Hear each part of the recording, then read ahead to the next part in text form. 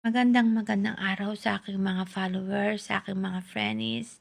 I am really sorry, talagang super tired talaga ako kaya ganito itsura ko. A little bit haggard of my hair at saka na hindi ako masyadong maayos sa ngayon kasi talagang pagod talaga. So, ano ba yung pag-uusapan natin ngayon ay tungkol sa stress ng mga bata. So, yung stress ng mga bata, bakit ba nangyayari ito? So, ano bang pagkakaiba nito sa stress ng mga matatanda? Actually, almost wala naman eh. Kasi what is the stress is the ability o kung ano yung nangyayari sa utak natin, kung paano tayo mag-isip pag tayo nai-stress. That is the same way ng bata saka ng matanda. Yun nga lang, yung mga bata, syempre maliliit sila at saka mas easy yes yung mga ikinai-stress nila. 'Di ba? Kumbaga para sa kanila big deal na 'yon. Pero sa ating mga matatanda parang balewala 'yon, 'di ba? Kasi nga siyempre bata sila. So ano ba yung mga um, basic na nagiging dahilan para ma-stress ang bata? So number one na yan yung family problem sa pamilya. Kasi diyan naman ang unang pundasyon ng bata eh, in family. Bago pa yan pumasok sa school, bago pa yan pumasok kung saan, magkaroon ng mga kaibigan, bahay talaga muna. So, number one is yung paano siya itrato ng kanyang magulang, ng kanyang pamilya, o kung sino man tao sa loob ng bahay. Lolo, lola, tito, tita, kapatid. So, paano ba siya itrato? Minsan nagiging sanhi yan ng pagiging stress ng bata, lalo na kung hindi siya close doon sa mga tao doon sa loob ng bahay or medyo may gap sila, lagi siyang pinapagalitan, laging ipinamumukha sa kanya na mali siya, tapos yung sobrang higpit ng guardian o ng parents na nandun na yung way na puro takot na lang yung kanyang nararamdaman.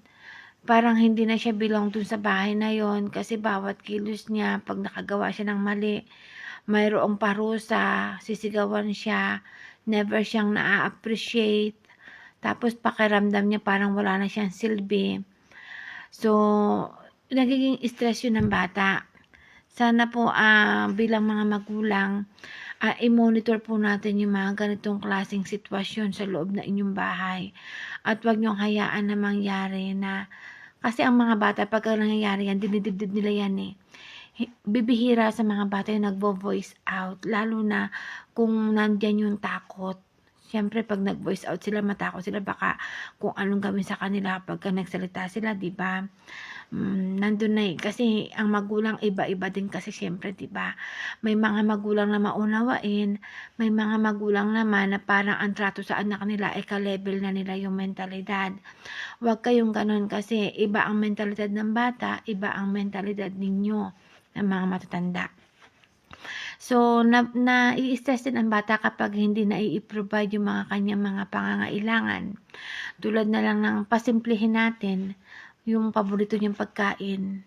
Pagka halimbawa hindi na siya masaya sa mga kinakain niya, pero halimbawa kalimitan nito yung mga salat sa buhay na yung mga magulang is kung ano na lang mapagkasya na mabili, yun na lang ang paghahati-hatian ng pamilya. So, ang mga bata, nai-stress yan. Kasi parang hindi na nila makain yung gusto nilang pagkain. Tapos, minsan, yung damit nila, yung sinusuot nila, nahihiya na silang isuot kasi hindi na maganda yung suot niya, hindi na maganda. Tapos, basta hindi na siya masaya doon sa kung ano style meron siya doon sa bahay nila. So, nakaka-stress din sa bata is yung pag-aaway ng kanyang magulang o yung paghihiwalay. Kasi dyan sa Pilipinas is nagiging normal na yung separation ng mag-asawa ay ang mga bata ang naaapektuhan. So, doon sa bagay na yon hindi rin sila makapagsalita o hindi sila makatutol, hindi sila makapagsabi na ayaw nilang mangyari yon dahil natatakot silang magsalita. Kasi nga, is a decision of the parents. Decision na yun ng nanay at tatay niya na hindi sila magkasundo, na nakikita niya na nag-aaway lagi hanggang sa humantong sa paghihiwalay. Kung hindi man naghiwalay, at least lagi silang nag-aaway. Ang mga bata, hindi talaga makapagsalita yan. Ang isipin lang ng bata, bahala sila diyan, mag-asawa sila. Pero deep inside of them, stress yun sa kanila. Kasi they will never have a happy family. Hindi niya maramdaman yung masayang pamilya dahil mismong magulang niya nag-aaway. So, stress yun para sa kanya. So, sanhi din ng pagiging stress ng isang bata ang ibang tao, hindi lang sa pamilya, maski sa mga kaibigan, sa mga kapwa bata. Yung kung nakakaranas siya ng pangbubuli o pang-blackmail, ayan, napaka red flag yan na stress para sa mga bata. That it can be cause of danger. Kasi minsan yung ganyang klase ng stress, yan yung nagpo-force sa kanila. It's either na gumawa sila ng masama sa kapwa o gagawa sila ng masama sa sarili nila.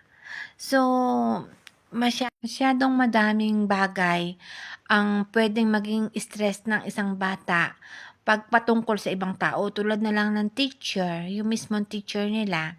Although bata sila, maliit sila, ganyan, kung ang teacher nila is masungit, matapang, istrikto, or nagpaparusa sa kanila, or nagdidisiplina ng medyo mahigpit ang pamamaraan ng pagdidisiplina ng teacher, so ang bata is nai-stress yan. Kasi sa halip na makinig yan sa teacher, ang papasok sa isip nila is takot.